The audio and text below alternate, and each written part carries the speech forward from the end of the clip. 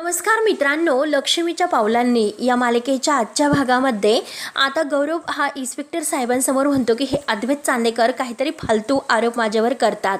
ते आरोप मी नाही सहन करू शकत. मी तुम्हाला एकदा सांगितले ही डिझाईन आहे तर ती चांदेकर ज्वेलर्सची नसून ही आमच्या कलेक्शनची आहे आणि हे काहीतरी भलतेच आरोप आमच्यावर करतात. त्यावर त्या कला लगेच इन्स्पेक्टर साहेबांना म्हणते की सर हे बघा, मी चांदेकर ज्वेलर्सची डिझायनर आहे, त्यांच्याकडे मी काम करते आणि यांची श्रीनाथ ज्वेलरची जी कोणी डिझायनर आहे ना, तुम्ही त्यांना सुद्धा बोलवण्यासाठी सांगा. आम्ही दोघी सुद्धा न बघता डिझाईन काढतो आणि ही डिझाईन आहे तर ते आमच्या दोघीपैकी नक्की कोणती डिझाईन काढते हे आपण प्रत्यक्षातच बघूयात.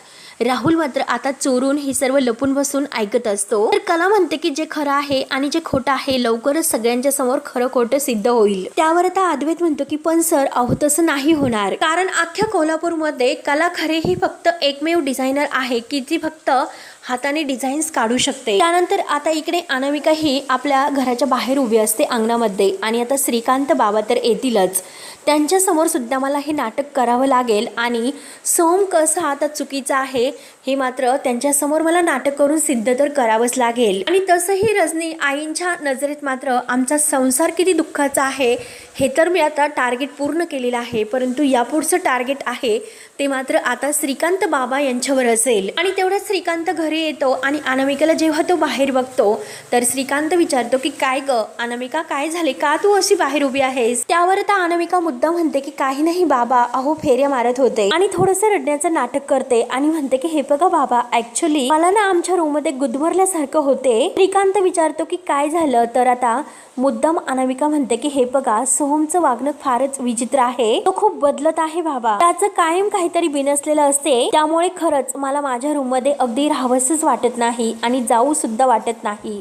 त्यावर आता श्रीकांत म्हणतो की हे बघ अनामिका, सगळं काही व्यवस्थित होईल, तू शांत हो. आता अनामिका म्हणते की बाबा पण, परंतु श्रीकांत एकच उत्तर देतो की हे बघ सगळं काही व्यवस्थित होईल, शांत राहा. तेव्हा आता अनामिका विचार करते की हे मात्र असं का रिॲक्ट झाले असेल, त्यांनी तर सोमबद्दल काहीच विचारलं नाही, नक्की सोमबद्दल यांना काही वाटतं की नाही. त्यानंतर आता तिला सगळं काही आता टेन्शनमध्ये असं ती श्रीकांतचा विचार करत असते की हे असं का वागले असतील.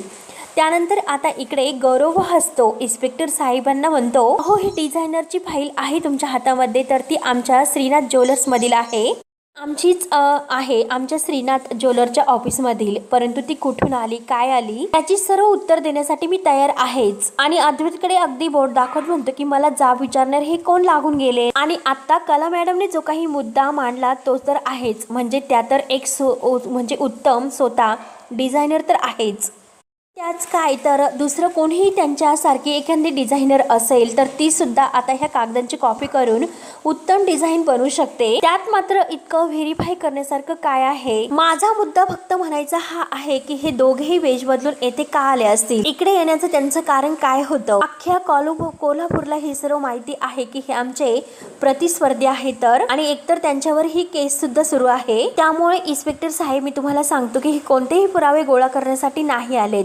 कुठले तरी खोटे पुरावे निर्माण करून ते जे काही पुरावे आहेत तर त्यात मला अडकवण्याचा प्रयत्न यांना करायचा आहे. नक्की ते मला अडकवण्यासाठी येथे आलेले आहेत.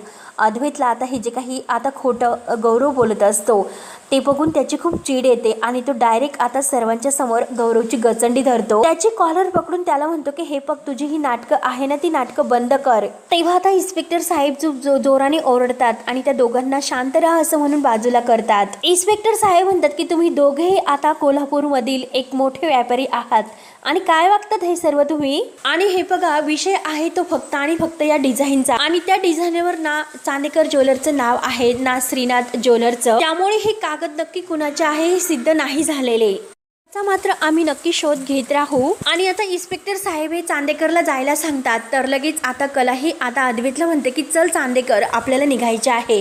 असे बोलून आता तेथून अद्वैत कला हे निघून जातात आणि त्यानंतर इन्स्पेक्टर साहेब सुद्धा निघून जातात. तेव्हा आता कला आणि अद्वैत जेव्हा बाहेर येतात तर अद्वैत खूपच चिडलेला असतो. कला म्हणते की अरे चांदेकर, मला माहिती आहे हे सर्व झाल्यामुळे तुला खूप राग आलेला आहे, परंतु जरा शांत हो, माझं ऐकून घे. अरे खरंच मी राहुलला बघितलेलं आहे आणि माझा पूर्ण विश्वास आहे की अरे मी खरंच राहुलला येथे बघितलं, आपण एकदा पुन्हा खात्री करून घेऊयात, राहुल नक्की येतेच आहे, आसपास चौकशी करून बघूयात की नक्की राहुल येतेच आहे का. तेव्हा अद्वैत म्हणतो की खरे अगं काय बोलतेस, तुझं डोकं वगैरे फिरले की काय? अगं राहुलचा या सर्वाशी काय संबंध आहे? तर कला म्हणते की अरे आपण सगळे काही पुरावे अगदी सिद्ध करून बघतोय. मी तुला खात्रीने सांगते की अरे मी इथे राहुलला गौरवच्या कॅबिन मध्ये बघितले होते आणि हे बघ जरी तो इथे असेल तर तो गौरवच्या कॅबिन मध्ये काय करत होता. त्यानंतर आता गौरव जेव्हा आत येतो कॅबिन मध्ये तर त्याला खूप टेन्शन येते. तो पाणी पितो आणि तेवढ्यात राहुल धावतच येतो. राहुल म्हणतो की गौरव अरे हे सर्व काय घडलं आणि हे बघ तू ऐन वेळेस सगळं काही सांभाळून घेतले, नाहीतर आपली वाट लागली असती. त्यावर तर गौरव रागानेच राहुलला म्हणतो की अरे तू अजूनपर्यंत गेला नाहीस, तू इथेच आहे का? तेव्हा राहुल म्हणतो की अरे मी निघालोच होतो, जातच होतो, परंतु तितक्यात हे सर्व काही सुरू झाले म्हणून मी लपून बसलो होतो. तेव्हा आता गौरव म्हणतो की हे जे काही आहे ना सगळं भलत्या दिशेने सुरू आहे. तर अरे ते दोघं इथपर्यंत येऊन पोहोचतील याचा अंदाज सुद्धा तुला नव्हता का? त्यावर तर राहुल म्हणतो की अरे गौरव तूच सांग की मी तरी काय करू बरं? तेव्हा राहुल आता असं म्हटल्यानंतर गौरव म्हणतो की त्या दोघांची मजल इथपर्यंत येऊन पोहोचेल याची कल्पना सुद्धा मला नव्हती. त्यावर आता राहुल म्हणतो की मला मान्य आहे की आम्ही सगळेजण या घरामध्ये एकटे म्हणजे एकत्र राहतो, परंतु त्या दोघांमध्ये नक्की काय प्लॅन होतात की ते दोघं एकमेकांशी काय बोलतात ह्या सगळ्या गोष्टीचा पत्ता मला काही लागत नसतो. परंतु त्यांची मजल तर ते आज इथपर्यंत येऊन पोहोचले, याचा अर्थ म्हणजे ते उद्या माझ्यापर्यंत सुद्धा पोहोचू शकतात. जर असे झाले तर मात्र आपण दोघे सुद्धा त्यात अडकू बरं. त्यासाठी मला आता काहीतरी करावे लागेल. त्यानंतर आता इकडे कलाही आता अद्वैतला म्हणत असते की हे बघ आपण त्यांना विचारूयात. म्हणून आता कलाही वॉचमन काकांजवळ येते. तेव्हा लगेच आता ती काकांना म्हणते की मला एक गोष्ट सांगा की आपल्याकडे कोणीतरी राहुल फडतरे किंवा चांदेकर ह्या नावाने एंट्री आहे का? तेव्हा आता वॉचमन काका चेक करतात आणि नाही मॅडम असं म्हणतात आणि नंतर सुद्धा म्हणतात की हे बघा ऑफिसला मात्र 2 गेट आहे, एक खाजगी आणि एक इकडून आमच्याकडून. तेव्हा आता इकडे मात्र त्यांची एंट्री नाही. जर ते आले असतील तर तिकडून खाजगी गेटने आले असतील. तेव्हा मात्र आता कला तिच्या मोबाईलमध्ये जो काही राहुलचा फोटो आहे तर तो फोटो दाखवते आणि ह्या माणसाला तुम्ही इकडे कधी बघितलं होतं का असं विचारते. तेव्हा आता वॉचमन काका हे सर्व बारकाईने बघतात आणि म्हणतात की मॅडम मी आत्ता आलो, परंतु माझ्या अगोदर दुसरा एक वॉचमन होता. तेव्हा कला विचारते की कुठे आहेत ते, आत्ता मला त्यांच्याशी बोलायचं आहे. तेव्हा तो वॉचमन काका म्हणतात की हे बघा मॅडम ते आता घरी गेलेत. कला विचारते की हे बघा त्यांचा काही घराचा पत्ता वगैरे मिळतो की काही ते सांगा, आम्ही तिकडे जाऊन त्यांना विचारतो. तेव्हा लगेच अद्वैत हा कलाला आवाज देतो. तिच्या हाताला धरून तो आता त्याच्याजवळ घेऊन येतो जरा बाजूला आणि कलाला म्हणतो की खरे काय चालले तुझे हे सर्व? आता विषय कोणता सुरू आहे आणि नक्की तुझं हे सर्व काय सुरू आहे? आता फक्त आपला CCTV फुटेज चेक करायचं राहिलेला आहे. तेव्हा कला म्हणते की हे बघ चांदेकर प्लीज, अरे माझं ऐकून घे. हे सगळं काही आहे ना एकमेकांच्या धागे हे एकमेकात गुंतलेले आहे याचा जरा विचार कर. आणि जी काही आता मला संशय आलेला आहे ती संशयास्पद गोष्ट आहे तर ती मी अशी नाही सोडून देऊ शकत, कारण प्रश्न हा तुझ्या नावाचा आहे. तेव्हा आता कलाचे हे बोलणे ऐकून अद्वैत तिच्याकडे अगदी मनमोकळेपणाने बघत असतो.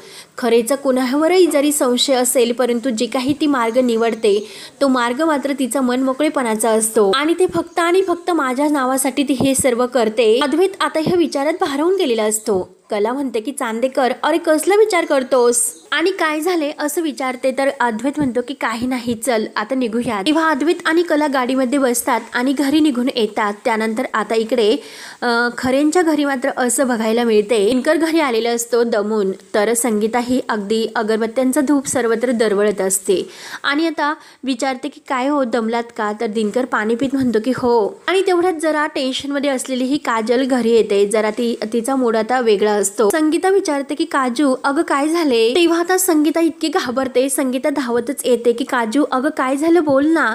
काजल फक्त खरे बाई असं म्हणते. संगीता आता इतकी काय झाले असं विचारण्यासाठी अगदी तिची घाई सुरू असते. अगं काजू काय झाले बोल ना. आता काजलने मात्र हे नाटक केलेलं असतं.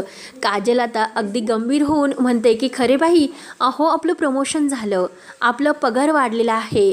आता संगीताच्या काही लक्षात येत नाही पण जेव्हा तिच्या लक्षात येते तेव्हा मात्र आता ती दिनकरला म्हणते की बघा अहो काय म्हणते ही. आणि आता संगीता आणि दिनकरला खूप आनंद होतो. संगीता म्हणते की अगं काय म्हटली तू परत बोल बरं. आणि आता काजलला इतका आनंद होतो. काजल आनंदाने उड्या मारायला सुरुवात करते आणि त्याहून जास्त संगीता आणि दिनकर यांना.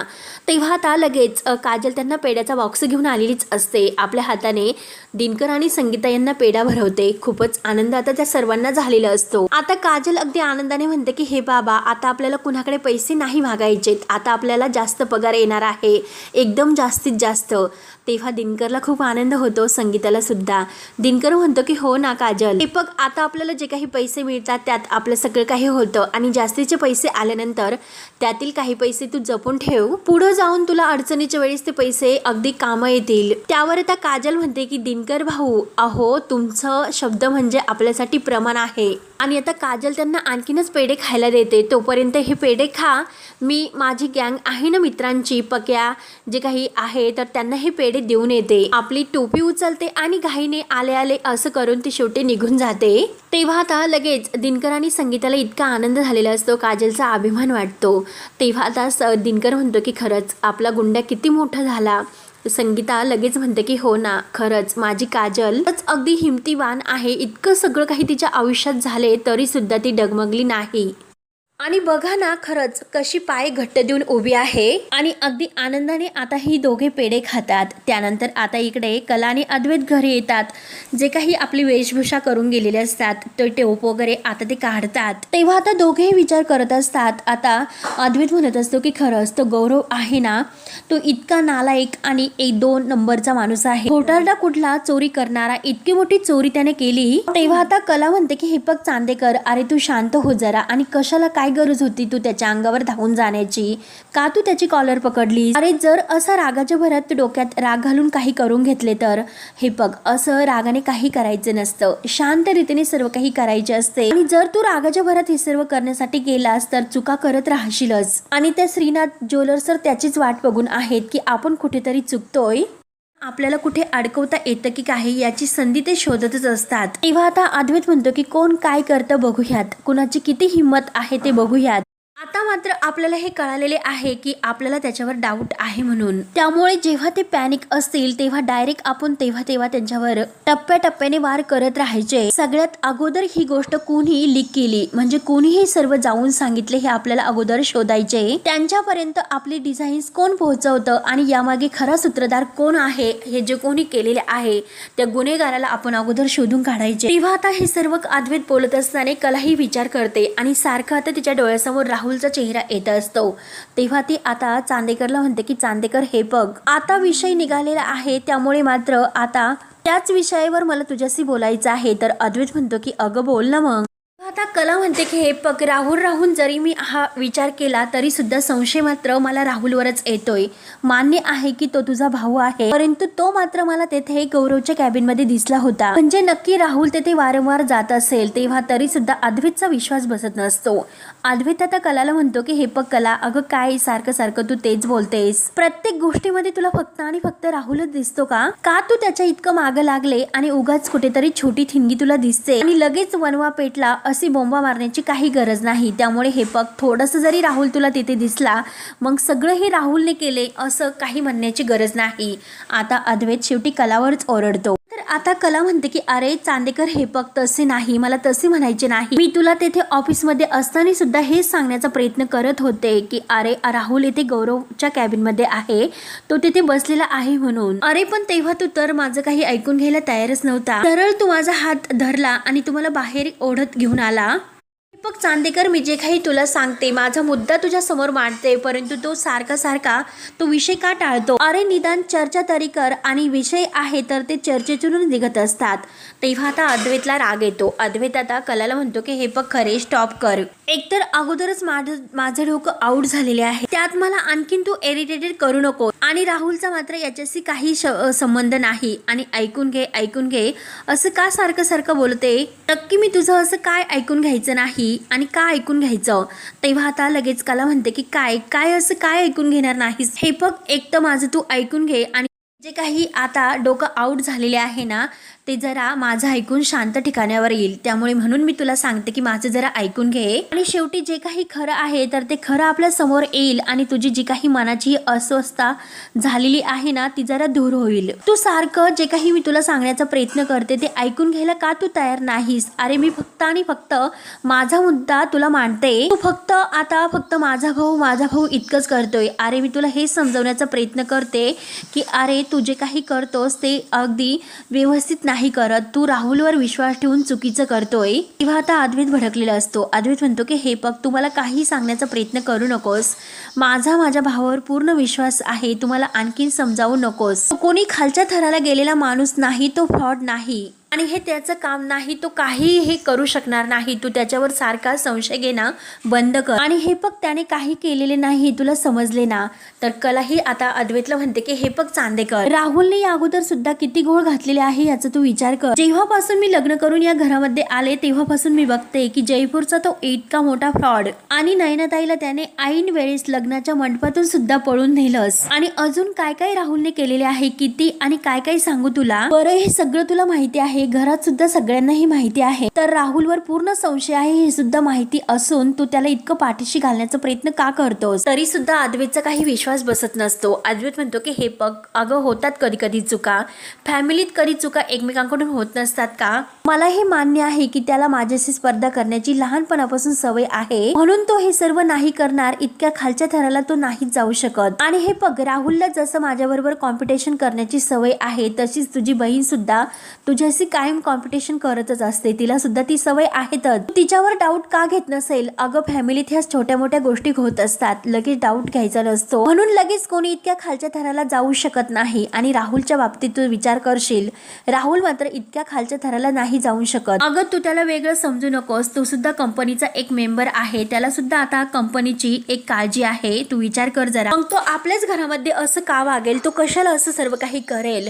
तेव्हा आता लगेच कला म्हणते की हे बघ चांदेकर, अरे तू चुकतोस. कदाचित अरे नयनाताईला हे सुद्धा माहिती असेल की ते आपले प्रतिस्पर्धी आहे, म्हणून कदाचित जास्त पैसे मिळतील आणि जास्तीचे पैसे मिळणार म्हणून तिने हे सर्व त्यांच्यासोबत हात मिळवणी केली असेल. अरे मग तसं राहुल सुद्धा करू शकत नाही का. का तो तुझा भाऊ आहे म्हणून हे सर्व नाही करणार का. तो का तो मुरलेला आहे की का तो कंपनीत काम करतो म्हणून. आणि मला काही म्हणायचं ते म्हण, परंतु मला माफ कर, मी जे काही आता तुझ्या भावाबद्दल हे सर्व बोलत आहे, पण मला एक गोष्ट खात्रीने मी सांगू शकते की तुझा भाऊ आहे तर तो पैशासाठी कायम हापापलेला असतो. या अगोदर सुद्धा त्याने बरेच घोळ घालून ठेवलेले आहे आणि त्यानंतर सुद्धा तो असे अनेक अफरातफरी करायला मागे पुढे नाही बघणार. पण एक गोष्ट लक्षात घे की तो तुझा भाऊ आहे म्हणून आपण त्यावर शंका घ्यायची नाही, हे मला नाही पटत. आणि हे फक्त आणि फक्त मी माझ्या मनात जे काही सुरू आहे तर त्याबद्दल सांगते, माझं मन तुला ऐकवते. त्यानंतर आता श्रीकांत फोनवर बोलत बोलत रूम मध्ये येतो आणि फोनवर बोलून झाल्यानंतर मात्र तो रजनीवर ओरडतो.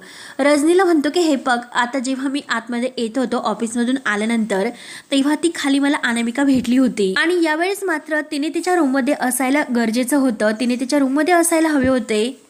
तिला फेऱ्या मारायच्याच होत्या तर तिने सोहम बरोबर आनंदात फेऱ्या मारायला हव्या होत्या. परंतु हे बघ रजनी, ती मला असं म्हणाली की त्या रूम मध्ये माझा श्वास कोंडतोय म्हणून. मग रजनी, एक गोष्ट लक्षात घे, याचा अर्थ काय होतो की जे काही नवीन लग्न झालेले आहे यांचे एकमेकांच्या सहवासाची ओढ त्यांना असायला हवी, परंतु त्या दोघांमध्ये म्हणजे येथे काहीतरी वेगळंच सुरू आहे. रजनी आता हे सर्व ऐकून घेते आणि श्रीकांतला म्हणते की हे बघा, अहो ते दोघे, परंतु श्रीकांत मात्र काही ऐकून घेत नाही. तो कायमच रजनीला बोलत असतो आणि आता सुद्धा तो रजनीला म्हणतो की हे बघ, आता गप्प बस, काही सांगण्याचा तू प्रयत्न करू नकोस, एकही शब्द तू बोलू नकोस. लग्न झाल्यानंतर त्या दोघांमध्ये काय सुरू आहे काय नाही हे सगळं काही व्यवस्थित तपासून पाहणं एक आई म्हणून तुझी जबाबदारी नाही का. परंतु इथे तर सगळा गोंधळ सुरू आहे. तू स्वतः मात्र आता स्वतःच्या आयुष्यात सुद्धा काही व्यवस्थित केली नाही आणि आता त्याच्या आयुष्यात सुद्धा नीट होतात की नाही याकडे जरा लक्ष दे. त्यावर आता रजनी म्हणते की अहो मी तुमच्याशी बोलायला येणारच होते, परंतु तुम्ही सुद्धा एकदा सोहमशी या विषयावर बोलतान का. त्यावर आता लगेच श्रीकांत हा रजनीवरच ओरडतो की मीच करायचं का हे सर्व, घरातील सगळी काही जबाबदारी मीच आता स्वीकारायची का. एकदा विचार कर, तू सुद्धा स्वतःच्या मुलाशी एकदा व्यवस्थित बोल. त्यावर आता लगेच रजनी सांगते की हे बघा, मी बोलले आहो त्याच्याशी.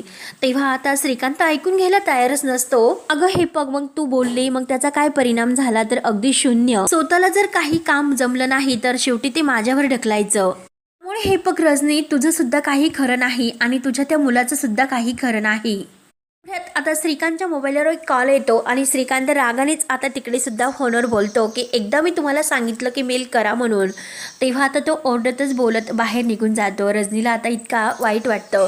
ती आता विचार करत बसलेली असते. त्यानंतर आता राहुल जेव्हा घरी येतो तर नैना आता ही रोहिणीशी बोलत असते आणि तेवढ्यात आता रोहिणीचे लक्ष जाते. रोहिणी नैनाला म्हणते की नैना अगं हे बघ ना, अगं राहुल कसा दिसतो त्याच्याकडे बघ ना जरा. त्यामुळे मला काय वाटतं की अगं त्याला गरम गरम कॉफी पिण्याची आता गरज आहे. त्यामुळे मला असं वाटतं की तू त्याच्यासाठी जरा कॉफी घेऊन ये, आणतेस ना.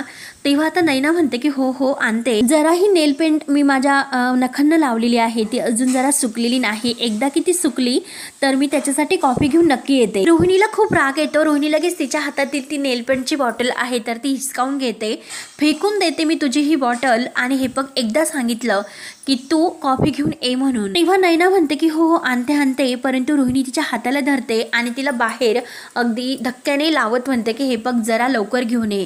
रागाने तिला बाहेर शेवटी काढून देते. जरा ढकलून दिल्यासारखं ती करते. आणि आता जेव्हा नैना ही बाहेर दरवाजाच्या मागे असते, दरवाजा हिने लावून घेतलेला असतो. आता नैना विचार करते की मॉम इन लॉ असं का वागत असतील. रोहिणी आता घाईने राहुलला विचारते की सांग ना काय झाले. तेव्हा राहुल म्हणतो की एक प्रॉब्लेम झालेला आहे. तेव्हा मात्र आता नैना विचार करते की नक्की ह्या दोघांचं काय असं सुरू आहे आणि खरंच मला सुद्धा कळायला पाहिजे की नक्की काहीतरी यांचं चालू असेल. म्हणून ती दरवाजा वाजवायला जाते परंतु परत म्हणते की नाही नकोय. त्यानंतर आता इकडे कला ही खूप काही सांगण्याचा प्रयत्न करते परंतु अद्वैत तर काही ऐकायला तयारच नसतो. अद्वैत म्हणत असतो की खरे आता बास कर. तू जर कायम राहुलच्याच मागे लागली असेल, राहुलच गुन्हेगार आहे, तर ते हे जे काही तुझ्या मनात सुरू आहे ना ते आता बंद कर, स्टॉप इट कर हे सर्व. इनफॅक्ट म्हणजे आपल्या हाती जे काही पुरावे लागलेले आहेत तर त्यावरून मला आता असे वाटायला लागलेले आहे की माझ्या भावाने नाही तुझ्या बहिणीने मात्र हे सर्व केलेले आहे. की ती कुठे जाते, कुणाला भेटते, काय करते ते सगळं काही शोधून काढ म्हणून. प्रत्येक वेळेस मी तुझ्याशी हे सर्व बोलणं टाळत असतो कारण तुझ्या बहिणीबद्दल जर तुला काही बोललं तर तुला ते वाईट वाटेल. परंतु मला तुझ्या बहिणीबद्दल काय वाटतं हे तू ऐकून घे कारण तुझी बहीण एक नंबरची फ्रॉड आहे. ती स्वतःच्या फायद्यासाठी काही पण करू शकते. स्वतःसाठी मात्र ती कुणाच्याही पायावर डोकं ठेवून अगदी तयार होऊ शकते. मला विचार की मला स्वतः या गोष्टीचा सर्व अनुभव आहे. एकतर अगोदर तिने मला फसवलं, त्यानंतर माझ्या भावाला फसवले, आता मात्र हे श्रीनाथ ज्वेलर्स ज्यांच्याबरोबर आपली इतकी मोठी दुश्मनी आहे तेथेच तिने मॉडेलिंग केलं. काही हिऱ्यांचे आपण इतके दिवस शोधाशोध सुरू करत होतो ते तर तिच्याकडे सापडले. आपलं तिच्याबद्दल कोणताही पुरावा मिळाला नाही म्हणून आपण तिच्यावर डाऊट नाही घेत. परंतु तरी सुद्धा घरातील कोण आणि बाहेरचं कोण या सगळ्या गोष्टीचा प्रॅक्टिकल विचार न करता आणि जर तुला करायचंच असेल तर सगळ्यात वरच्या लेवलचा तू एकदा विचार कर. नैनावर एकदा फोकस कर. तिला सुद्धा काहीतरी प्रश्न तू विचारावे, तिला सुद्धा काहीतरी टार्गेट करावं असं तुला नाही वाटत का. तेव्हा आता कला म्हणते की हे पग वाटतं चांदेकर, मला वाटतं. परंतु हे पग चांदेकर, प्रश्न हा नाही की तुझ्या बाबांनी किंवा कोणीही माझ्याबरोबर हात मिळवणी केली असेल. अरे मुद्दा हा आहे की जे कोणी हे केलेलं आहे, ज्या माणसाने त्यांच्याबरोबर हात मिळवणी केलेली आहे तर त्या माणसापर्यंत पोहोचणं हा मुद्दा आहे. आणि हे बघ जे काही मी राहुलवर संशय का घेते कारण राहुल हा मला श्रीनाथ ज्वेलर्समध्ये दिसला होता.